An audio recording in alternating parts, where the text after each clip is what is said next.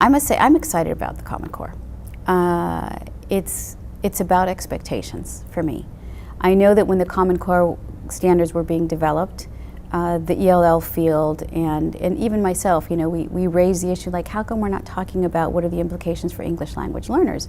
And the consensus was, and I think it was good the way they developed the standards, that it allowed that space to have that discourse, was to say, you know, this is not where we're going to talk about the implications for ELLs. That will be addressed in implementation.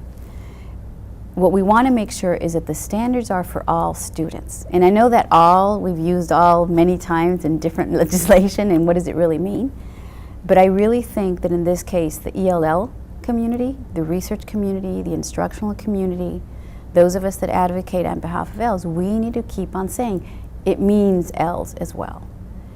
We cannot assume it doesn't mean ELL, because it really sort of renews the whole discussion about equity and expectations that I think has been a little dormant for a while.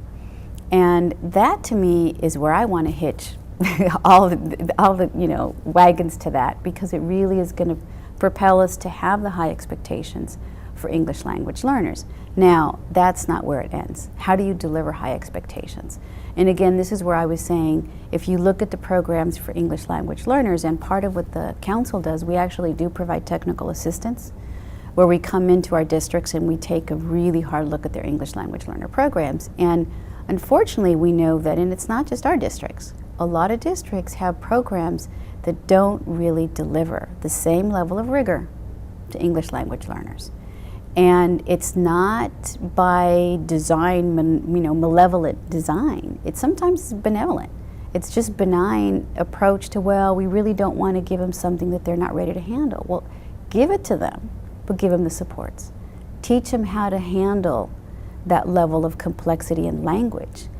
They're not going to do it on their own. They have to be taught explicitly. And I think there's a real danger that we run in not pushing English language learners, because if you look at the achievement gap, you have to accelerate their learning.